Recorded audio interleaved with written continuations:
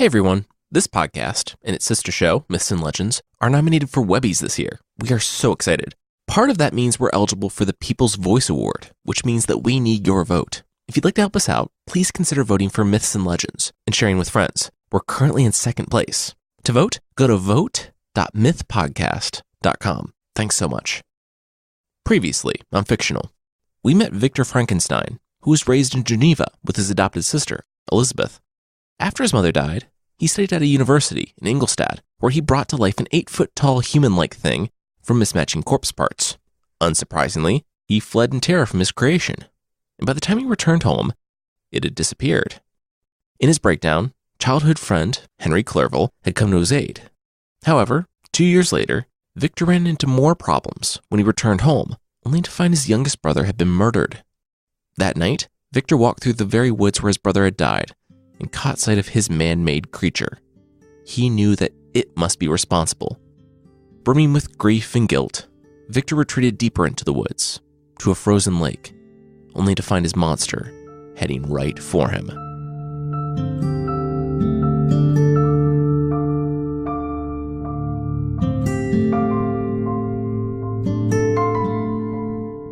Victor waited on the precipice in the chilly wind. It must have tracked him here.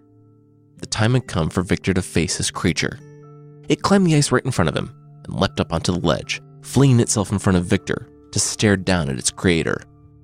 "Devil," Victor spat, "you dare approach me? And do not you fear the fierce vengeance of my arm wreaked upon your miserable head? Begone, vile insect, or rather, stay, that I may trample you to dust. And oh, that I could, with the extinction of your miserable existence, restore those victims whom you have so diabolically murdered." "Okay, wow, real nice," the creature replied. "You know what? I'm surprised by this. I get it, I'm horrifying to look at, but don't forget, you created me. You left me on a table. You let me to wander out in the forest in winter. So I'll cut to the chase. Do what I say, or I'll kill your family. Your friends too." "Abhorrent monster, fiend that thou art! The tortures of hell are too mild a vengeance for thy crimes, wretched devil. You reproach me with your creation? Come on, then, that I may extinguish the spark which I so negligently bestowed," Victor screamed and lunged at him. "Again with the eloquent threats," the creature said as he easily eluded Victor's blows. "Look, I don't need to say this, but I'm going to say this. I would annihilate you. Even you, an educated 18th century gentleman, don't have words for how quickly and thoroughly I could dismember you, okay? But I'm not going to do it. Listen, I was supposed to be an Adam, the first of a new creation. You turned me into a fallen angel. All I ask is that you listen to me. Listen to what I've endured. Like I said, I'm not going to fight you. At the end of the day, I will put myself into your hands.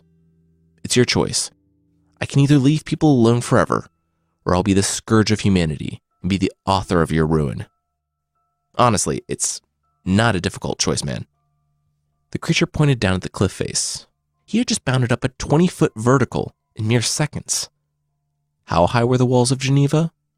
And how far from them did Elizabeth sleep? A chill ran down Victor's neck. The creature stood before him, towered before him. It wasn't wearing shoes.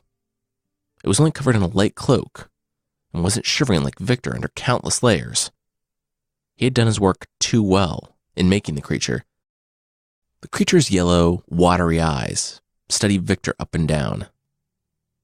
It smiled, seeing its maker's answer a moment before Victor uttered it.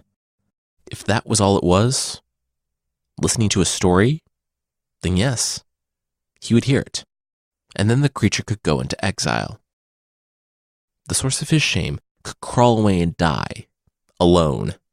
The creature rested a hand on Victor's shoulder. It was comfortable. But Victor clearly looked cold. The creature motioned to its creator to follow him. Slowly, Victor descended the cliff and followed the creature's bare feet across the ice. Eventually, in the woods, he found a hut the creature had made while waiting for Victor.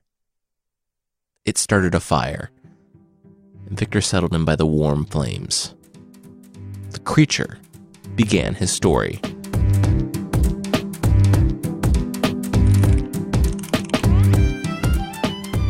I'm Jason Weiser. From Bardic, this is the Season 2 finale of Fictional.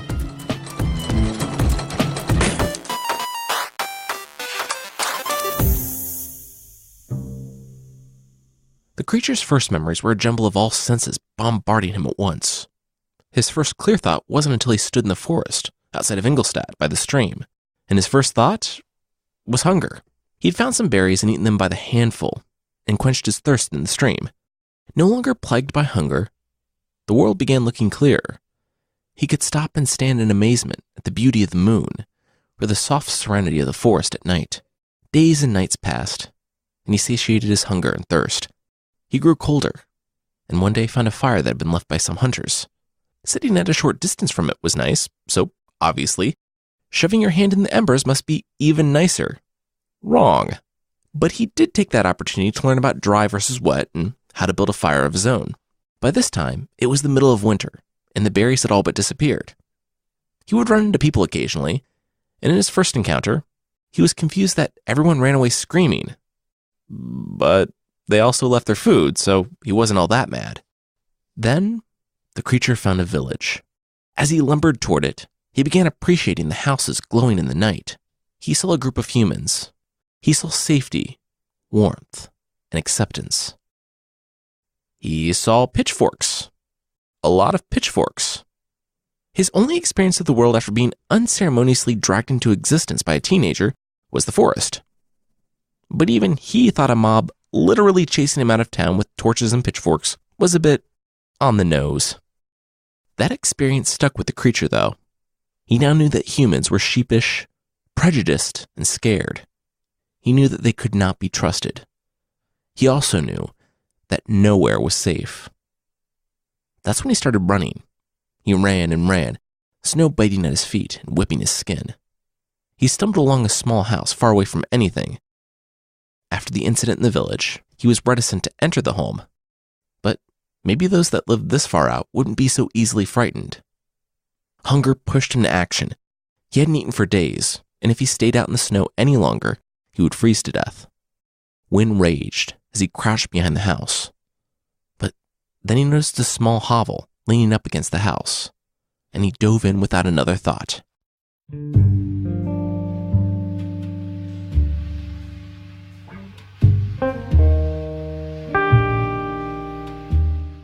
The creature had two thoughts as he awoke from the first night in a long time not covered in snow.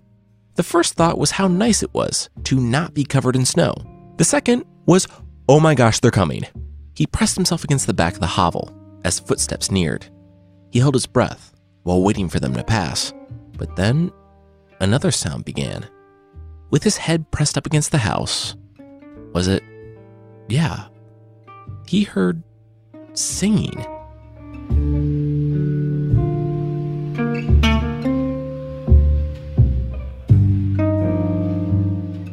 The creature's feet bounded through the springtime wildflowers as fast as stealth would allow. He crept into the familiar hovel and lit a lantern. His heart pounded with anticipation as he raised the leather satchel he'd found in the woods, and books. There were books. Just like the one the family read. The family. They were back. The creature sat and spied through the crack in the wall. DeLacy, the old blind man, sat and strummed a guitar, while Agatha, his beautiful young daughter, and Safie, his son's girlfriend, put dinner together. The creature could hear Felix, the son, outside, cleaning his kill. When he realized how poor the family was, and also what poverty was, he felt bad for stealing from them. Watching them throughout the winter months, he had become enamored with them. Seeing them both alleviated and accentuated his isolation. It was nice to watch them, to hear their music, and not be alone. But with every day that passed, every day that he didn't say something, he felt like he couldn't say something. He had seen his face in the streams. He knew who he was, knew what he was. Indirectly, the family had given him so much too. He had learned language, and that the humans, in fact, used language to communicate with one another. He mimicked their speech until Safie came to live with them. And when they taught her their language and letters, he learned along with her and kept up with Safie's studies. He learned the continents of the world, of Greece and of Rome. of the rise and fall of empires, of chivalry, of Christianity. He heard about the discovery of the New World, and he wept with Safie over the fate of its original inhabitants. Man could be powerful, virtuous, magnificent, yet also cruel, vicious, and scared. He didn't understand how one form could contain so many contradictions, and if man was like that, what did it say about him? What was he? But that wasn't all the creature had learned. He learned about science and fathers and mothers, and that he had neither. He heard stories of evil, but to him, they were far off. It was a formless concept, until he found the papers in his pocket. He had learned to read after watching them teach Safie, and the scribbles in his pocket now had meaning. The coat that he was wearing was the only thing he had inadvertently grabbed on his way out of Victor's apartment months ago. His hands shook as he read. Then he slowed. He dropped the paper.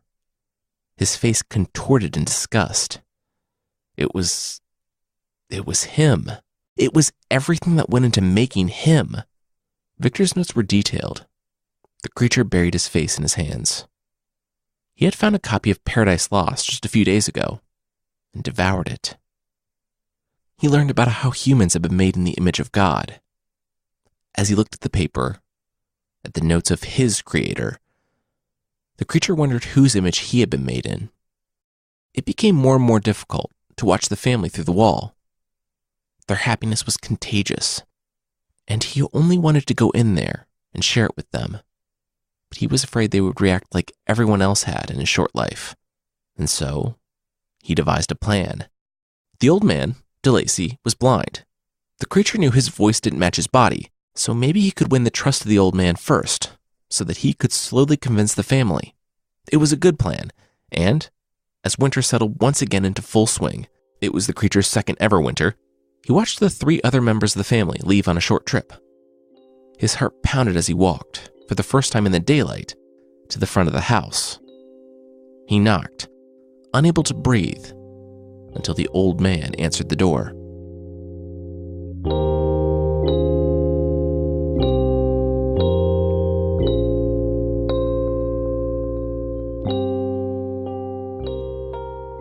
The creature's heart welled. He couldn't believe it. He was having a conversation. His first conversation. The man sat across from him, smiling and laughing. The creature had visited the cottage under the pretense of just needing a bit of warmth and rest, and the blind man was happy for the company while his family was away. Feeling comfortable, the creature related his sad tale, how he had been abandoned by his family, how he was in the area looking for people who might protect him.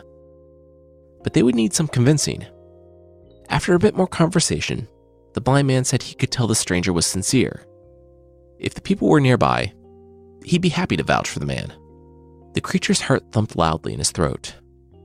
Now was the time. Mustering courage, the creature said that the people he needed were the old man's family.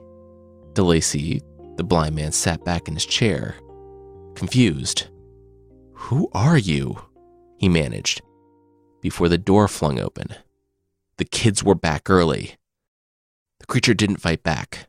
He could have torn Felix's arms off, but he just dropped to the floor in front of the old blind man, weeping and begging him to take him in.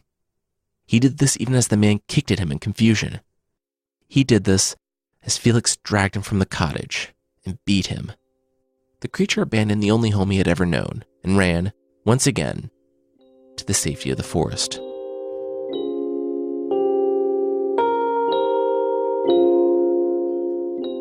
Pain. Unrelenting pain. He carried his hell with him, only ever finding hate among the humans. He knew bringing them pain would not alleviate his own, but at least they would know what he felt. He paused and looked back to the cottage in the distance. The next day, he returned and found it abandoned. And that night, he walked away as it burned behind him.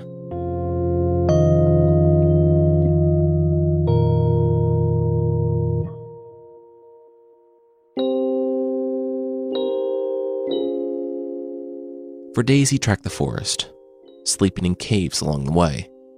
One morning, He heard the patter of feet nearby and looked up to see the smile and the blonde hair of a young girl, right before she slipped on the rocks outside his hiding place and plummeted into the rapids below.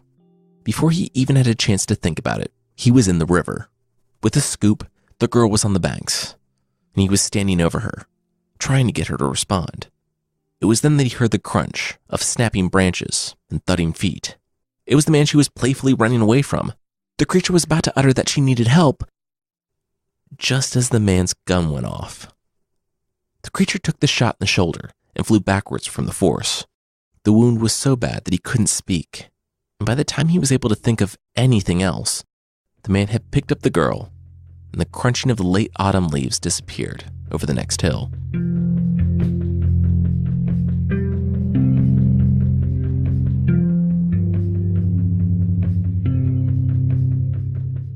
The boy was now screaming. He was drawing the town, and those people would bring fire and pitchforks and guns. And the screaming boy was a Frankenstein. Maybe he was just panicked, or maybe the creature knew that tightening his grip over the boy's neck would silence him forever. Regardless, minutes later, the body of young William Frankenstein lay crumpled at the monster's feet. At this point, months, maybe years had passed since the creature had been shot in the woods. He had tried to approach humans, but he'd been beaten. He had tried to help them and been shot. His fingertips felt the scar of his shoulder as he looked to the town ahead. If the signs he had read were correct, this was it. This was Geneva, the place where he would find Victor, his creator. He had passed that night among the trees and awoken the following afternoon as young William tumbled over him. The boy screamed and then threatened the creature with his family name, Frankenstein, the mere mention of which caused the creature's hands to shake uncontrollably. Again, things had gone very wrong. He tore the glittering locket off the young man's neck and ran. It was then that he had found Justine asleep in the barn that evening, having been caught outside Geneva after the gates had closed. He looked at the girl sleeping peacefully and smiled, alone and angry. He knew how the human justice system worked. He dropped the locket into the girl's pocket and left. Days later, Victor saw him in the woods, and weeks later, the creature found Victor on the mountain. That's it? Victor managed? The creature stood in disbelief back in his hut. Oh, what? Is me learning to read and speak and survive on my own in the wild in a matter of years not impressive enough for you? The creature said. No, it's just, when you wanted me to hear a story, I thought it was a trick. If that's it, if that's all you needed, yeah, the world's tough for everyone, but I listened to your story, so now it's your turn to go away? You know, like you promised? The creature smiled and shook his head. Listening to the story was the first part, but he said he'd give Victor a choice of his own survival at the end of it. Victor sat fuming. There it was, the catch. The creature slammed the papers down on the ground in front of him. What's this? Victor asked. This is me. These are your notes. Everything you used to make me. This. And it's what you're going to do for me. You're going to make another. Just like me. A female. Someone with whom I can live. Who will understand me. I don't want to be alone anymore. Victor took the papers, folded them, and handed them back to the creature. No. Absolutely not. Hard pass. The creature killed his brother. Never mind the sob story that may or may not be true. The thing, the monster, was responsible for the deaths of at least 2 people that Victor loved. Create another monstrosity and unleash the pair on the world? He didn't care how much the creature threatened. It wasn't going to happen. Insistent, the creature unfolded the papers and pressed them in Victor's hand, his grip growing stronger as he talked. He was only a murderer because he was miserable. If he was permitted to love and be loved, he would live his life bringing love to the world. If he was forced to live in pain, he could only bring pain to the world. And he would start with his creator. The creature seemed to grow in the light of the fire. He said he could remove every happiness from Victor's life, or he could leave forever. and the sins of Victor's youth could remain forever hidden. It was Victor's choice. As soon as she was complete, the creature would take her to the other side of the world, to South America. There, they would live in the mountains in peace. Victor looked at the papers the creature had placed in the dirt before him. He did have the power to complete the task, to gift the creature this happiness, to give him love. And, by doing so, he would close this chapter. His transgressions against God and nature would be gone. He would just make another one of them. Reluctantly, Victor nodded. He would do it. To find the right place, though, would take time, and he also had to procure the materials. The creature stood slowly. 1 year. He had 1 year. But Victor shouldn't dawdle, because the creature would be watching.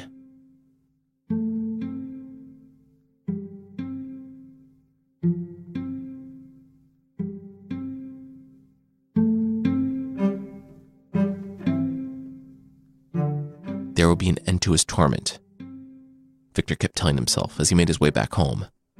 When he arrived, he was sucked back into a world that was mourning William, but he could look his family in the eyes again. He was going to make it right. Victor's father pulled him aside. William's death had made him realize something.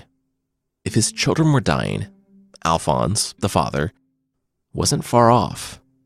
He wasn't long for this world, and he wanted to see something. A hope his wife had promised him on her deathbed. He wanted to see Elizabeth and Victor married. He told Victor that if Victor saw her as a sister, the thought disgusted him, then he should just forget that they even had this conversation. But if Victor could warm to the thought of marrying his adopted sister, then the father begged him to consider it. He already had a similar conversation with Elizabeth, and the young woman had confided that this was all she had hoped for after those words on their mother's deathbed. Victor was stunned. He had never seen Elizabeth as a true sister. They had called each other cousins, and Victor knew that Elizabeth was the only woman he had ever loved.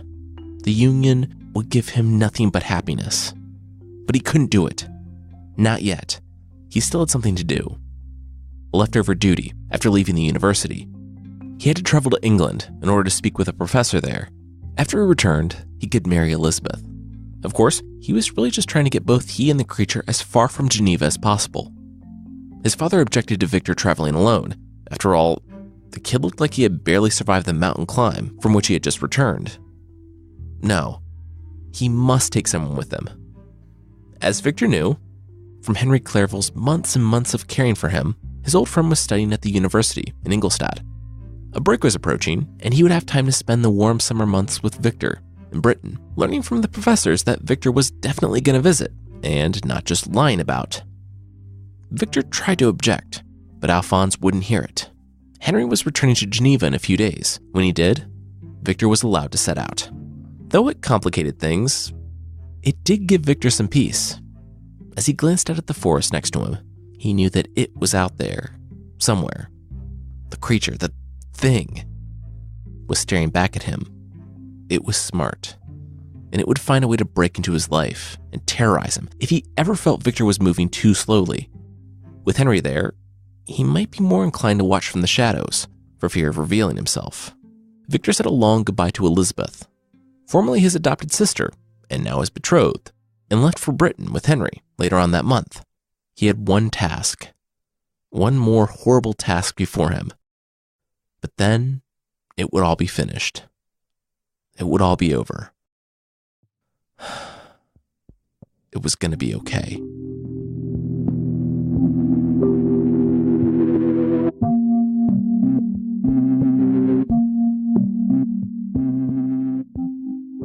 We'll catch up with Victor and Henry on their not at all vacation, but that will be right after this.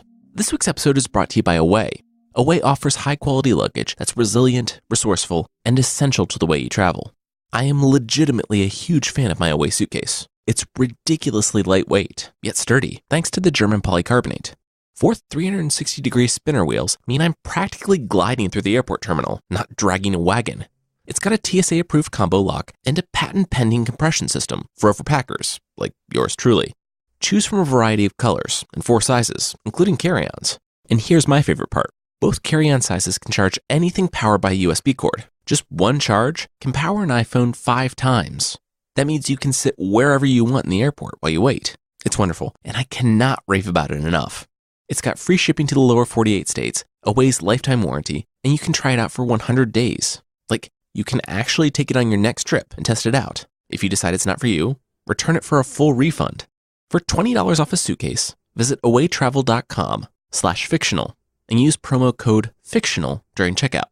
That's awaytravel.com/fictional and promo code FICTIONAL for $20 off your Away suitcase. All right, now back to the show.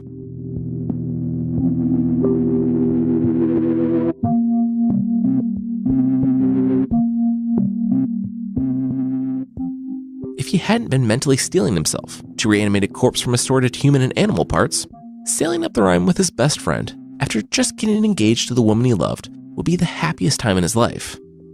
He was able to experience a little bit of it through Henry, however. The man was beaming, his conscience unburdened. He was like Victor had been only a few short years before. Victor spent his time in London desperately trying to lose his friend, who ended up meeting with several people without Victor. As soon as Victor arrived in London, he knew that the city couldn't afford him the privacy or the uninterrupted time he needed. So he made an excuse for them to travel north, and they made a long, meandering trip to Edinburgh, Scotland. It was there that Victor, literally in the original version, told his friend to, quote, "You do you," because Victor wanted some time to travel Scotland alone. His hand instinctively went to the notes in his pocket. Probably a month, maybe 2, and then it would all be finished. Henry had friends in the area, and the pair agreed to meet, again, in a few months.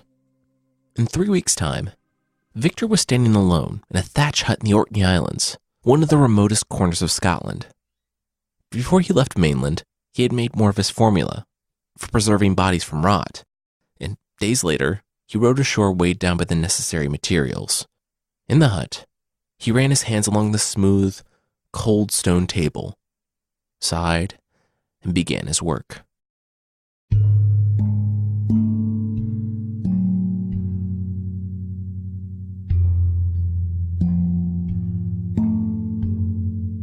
A few weeks later, Victor stood before a half-completed body.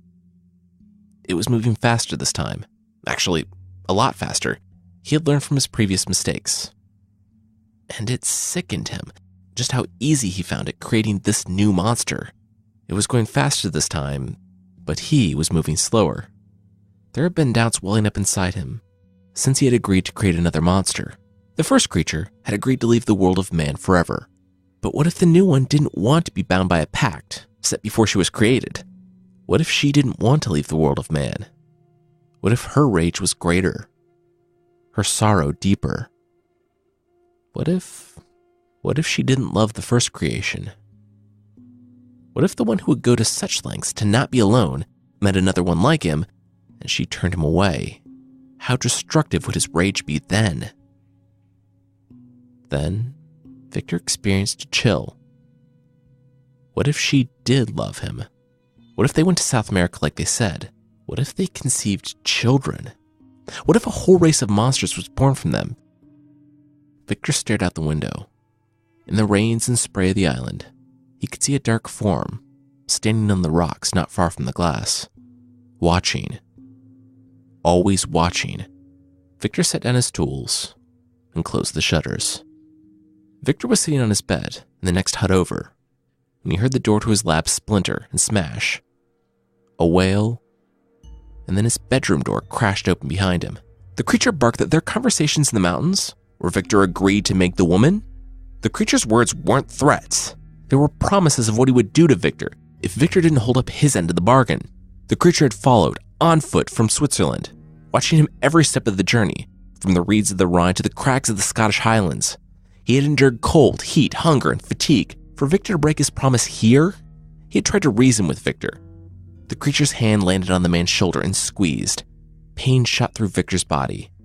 Now, the creature would make it clear. Begin again, where the creature would destroy everything that he loved. Victor endured until the creature relaxed his grip and gave him a moment to speak. He turned to his creation and told the thing that he had no power here. Victor suddenly felt strong. He was making a choice, the right choice, no matter what came of it. The creature stepped backward. He wouldn't watch Victor live in happiness while he hid in misery. Victor had given him a gift of sorts. He'd given the creature nothing to lose. His thin, black lips curled into a smile. He would be seeing Victor on the man's wedding night. A shiver ran through Victor as he remembered Elizabeth. He grabbed the poker from the fire and turned it to swing at the creature, but the room was empty. The creature had escaped, out into the rain. Through the window, Victor watched a lone, shadowy form rowing from the island before it disappeared into the storm. It was the next day that Victor cleaned the remains from the creature's bride-to-be from the room. She was mutilated and destroyed beyond all recovery. He calmly placed the body parts in the same bags and chests that he had used coming to the island and gave them a burial at sea.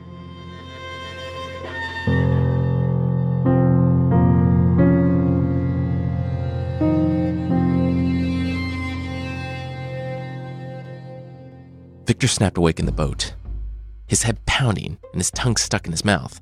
Then he realized something. The boat wasn't rocking. The boat wasn't rocking. His head popped out of the boat, and he smiled for the first time in months. He was alive. As it turned out, it was a terrible, terrible idea to leave from his tiny island in a rowboat, but that's exactly what he had done. The next island was in sight, and he figured he could just follow the fisherman routes to the mainland. Or he could have, if he hadn't been caught up in a storm almost immediately.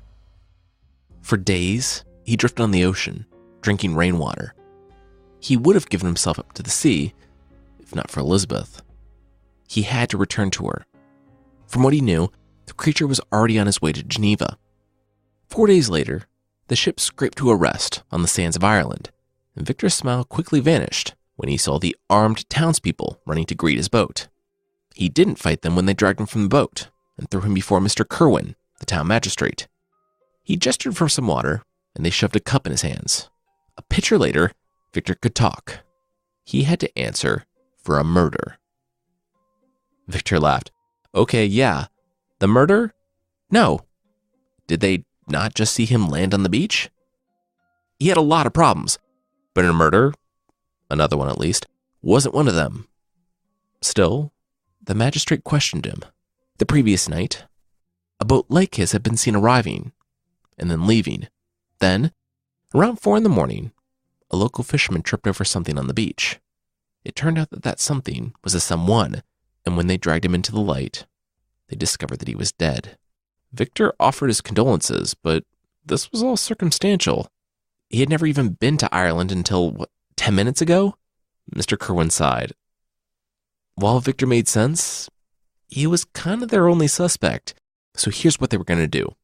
They were going to show Victor the body, and if he had an emotional reaction, that might give them some indication as to whether or not he was guilty or innocent.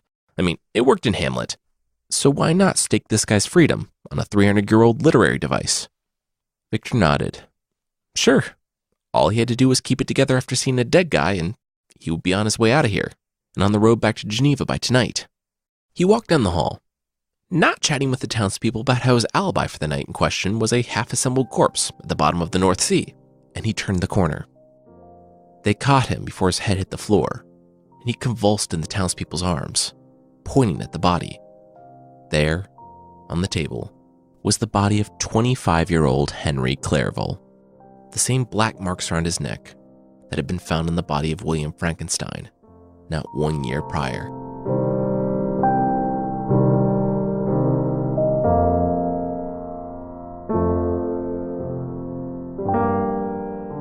Months later, Victor walked out of the county courthouse, Alphonse Frankenstein by his side.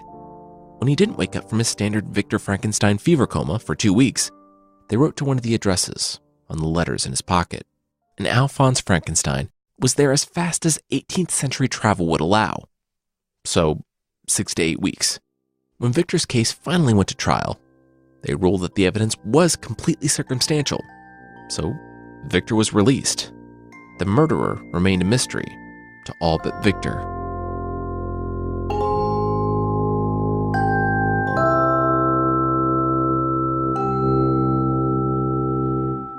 In London, Victor bought a pistol, then another when they passed through Paris.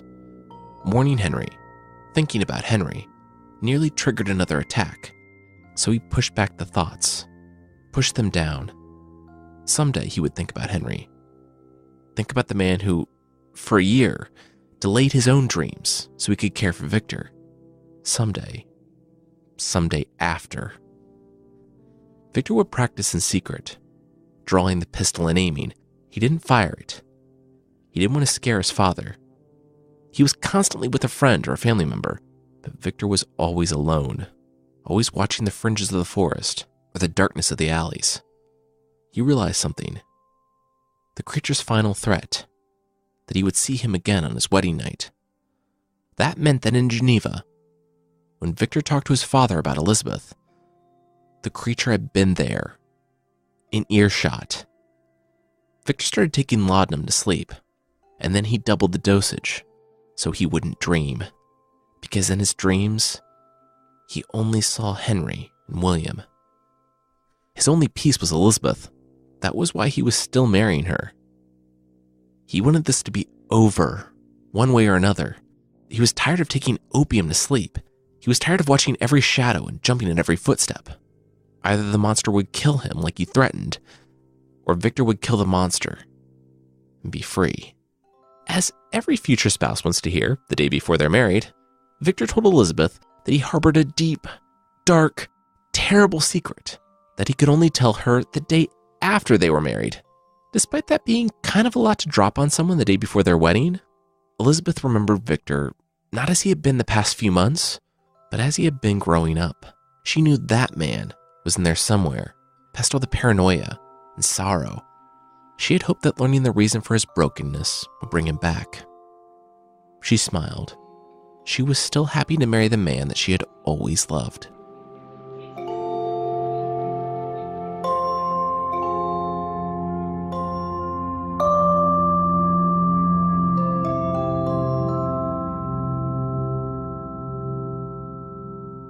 They arrived, man and wife, at the inn around 8 p.m. In the west, a storm kicked up, the warm wind whipping through the trees. The storm surrounding Victor matched the storm within. The innkeeper helped them to their room, and Elizabeth smiled at her new husband and started getting ready. Victor started getting ready too, and Elizabeth realized that they had very different ideas of what they would be doing that evening when Victor shoved his third pistol into the pocket with his dagger, and Elizabeth walked out of the adjacent room in her nightclothes, his left hand on one of his guns. Victor realized that the bedroom where they had planned on consummating their long-awaited marriage was probably not the best place to fight a monster to the death. From the age of 5, was dead. Alphonse lasted a few days before he left Victor utterly alone. It was that night, by their graves, that Victor heard a laugh. He looked up and saw the creature by the trees. It nodded to Victor and took off toward the hills. But Victor, roused from his sorrow by his rage, followed. It was fate that the moon caught the footsteps in the dark. Victor had a path, a gun, and some gold. On that day, he left his home, Geneva, and he would never return. Victor's beard grew long as he followed the creature's trail of footsteps, dead animals, and terrified villagers across Europe. He didn't think about his father, Elizabeth, or William. He didn't think about Henry or Geneva. He didn't think about the good times. He couldn't. His hate had burned everything else away. The creature stole away in boats, and Victor did as well. He tracked the monster across deserts and through dark forests. He hunted the monster. He wanted to be a specter, never letting the creature rest, for fear of Victor arriving and taking his revenge. He wanted to do to the monster what the monster had done to him. But the creature remained always just out of reach, taunting Victor. Eventually, he started making his way north, to the tundra and wide, icy sea. Victor didn't speak the language of the villagers who traded him the sled and the dogs, but he knew they were warning him not to go out into the ice. Whatever he was chasing wasn't worth his life, but he ignored their warnings and set out. He didn't even know where the land had ended and the sea began, didn't know that he was on frozen water, until the cracking was unmistakable. He was able to pull back on the reins and get the dogs to skid to a halt before they careened sled and all, into the Arctic Sea, and there he sat. One by one, he watched his dogs freeze and die on an ice float. His toes, then feet, and then legs grew colder and colder. He was asleep when Captain Walton's ship thudded into the ice raft, where he was marooned.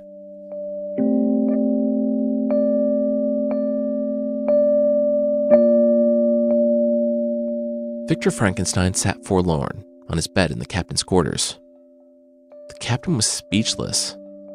If he hadn't seen the 8-foot-tall creature the day they found Victor, he wouldn't have believed the story. Victor, strained from days of talking and stopping to remember all those he had lost, fell into a deep sleep. Captain Walton had other things to attend to. In the past few days, they had become stuck in the ice again, and it was so much worse than last time. It wasn't just a lake. They were wedged between icebergs, and it was getting colder. Since they couldn't move, Walton stayed in his cabin, taking down Victor's story until he heard reports that men were dying from the cold. There was talk. Walton had to make a decision. If the ice broke up again, the men declared that it was still too dangerous to keep heading north. They should go back to London. Walton had listened to their request the first time they had brought it up, and promptly dismissed it out of hand. Absolutely not. They had started this journey to seek a passage to the Pacific, and they would see it through. He, Walton, would be remembered among the great explorers of the world, and a few chunks of ice and a few bodies would not force him back. Victor, however, became concerned that Walton would lose his nerve, and the next morning, after another delegation came from the crew, Victor awoke and announced that he would keep going on foot across the ice. Walton was about to object when Victor collapsed. He stood again, announcing that the spirits assisting his vengeance would surely give him sufficient strength. Except they didn't, and Victor fainted to the floor. Hours later, when he finally awoke, he knew he didn't have long. He took Walton's hand. Talking about his life over the past few days made him realize just how full of pride he had been. He had been dealt a cruel hand by fate, yes, but he was also arrogant. Victor hated that the monster would live while he died, but he hoped that, with him gone, the monster would give up his own hate. Victor looked Walton in the eyes as his voice became weaker and weaker.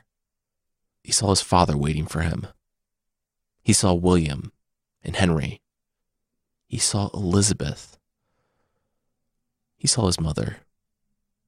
He squeezed Walton's hand and told the man to avoid ambition, to seek tranquility and happiness. It was too late for Victor. Too late. He lived another couple of hours, unable to speak, before finally dying. The captain felt a lurch. The ship moved. He rushed above deck to see that the ice was breaking again.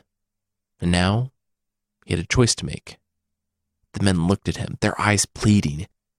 He walked the deck, inspecting the surrounding ice. Walton thought about it for a long time, until he was the last one on deck that night, looking out over the vast, frozen fields, the snow reflecting in the moonlight. It was as beautiful as it was deadly. That was when he heard weeping. He turned around and listened. It was coming from Victor's room. He pushed open the door, thinking that the man might not really be dead, but then he saw him. The creature. The one Victor described was standing over the body, weeping. The creature turned to Walton, but Walton didn't recoil.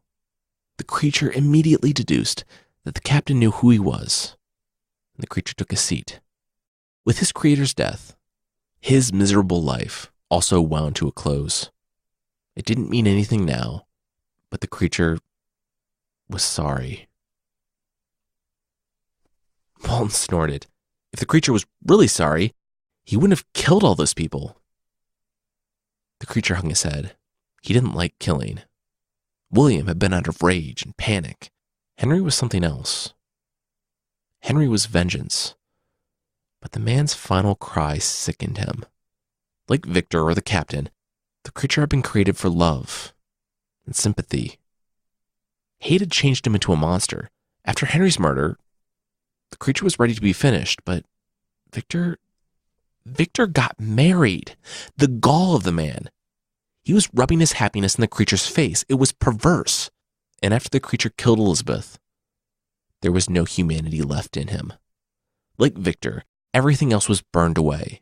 His whole existence was to bring pain to his adversary. Walton laid into the creature, telling him that he had no tolerance, no sympathy for someone who set a building on fire then wept among the ashes. The creature nodded. All he had ever wanted was to love and be loved. But even his creator tried to kill him. Where was the justice in that? Where was the justice of Felix dragging him out and beating him? Where was the justice in getting shot for saving a child? No, all of these people were virtuous. Yet he was the monster who never deserved happiness, or kindness, or love. The creature sighed. Walton could stop looking at his gun already. With Victor dead, there was nothing left. When he left, the creature was going to walk out onto the ice. He was going to go far away, build a funeral pyre, and climb atop it. Because, with Victor dead, there was no one left for him.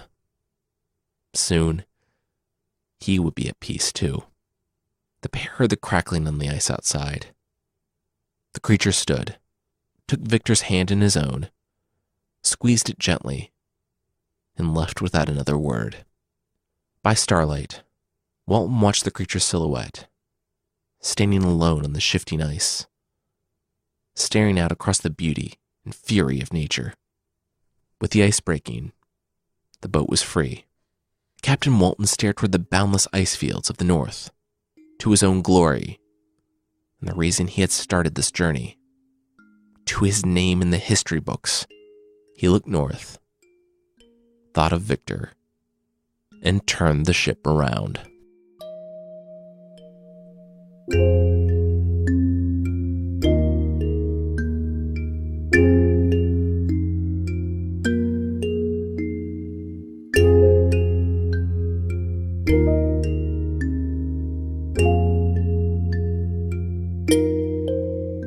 I've thought a lot about this story over the past few weeks.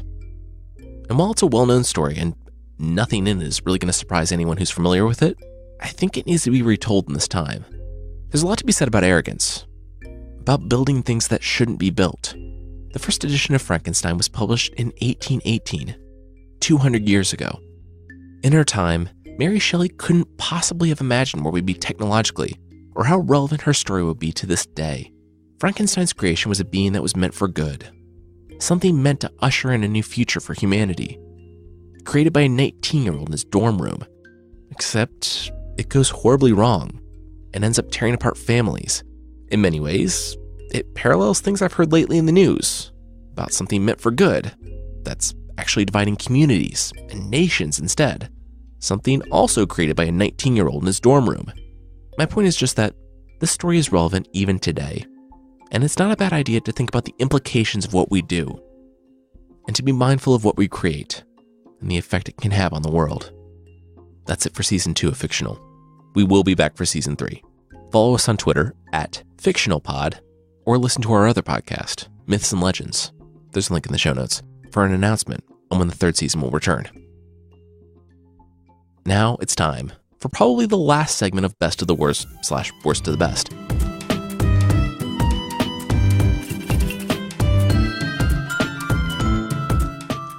The hero this time is Caius Marcius, aka the Dart.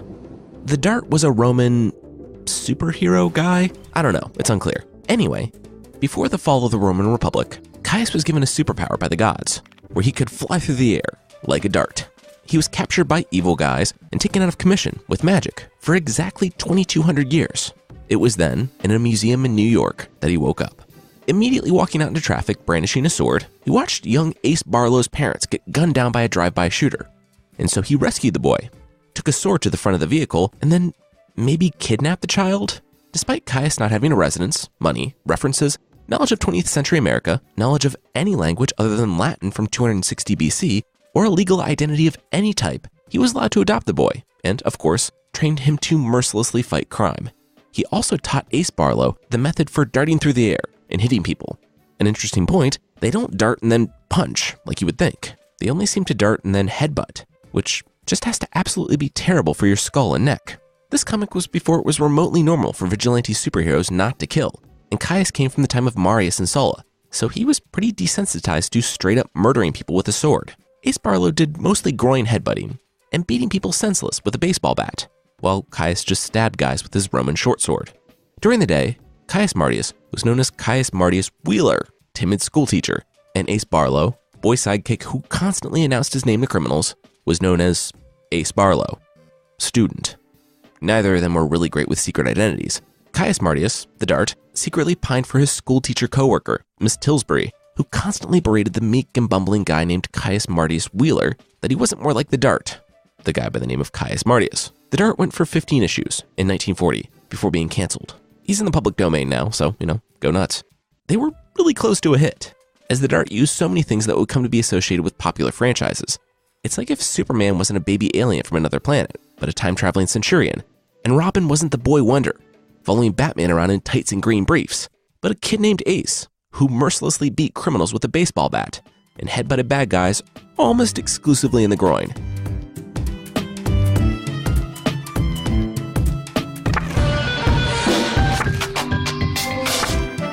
That's it for the second season of Fictional. Today's episode was written by me, Jason Weiser, and edited by Carissa Weiser. Our theme song is by the amazing Breakmaster Cylinder. Please don't forget to vote for Myths and Legends for the Webbies. We really need your vote. You can go to vote.mythpodcast.com and be redirected to the place to cast it. Thanks so much for listening, and I'll see you next time.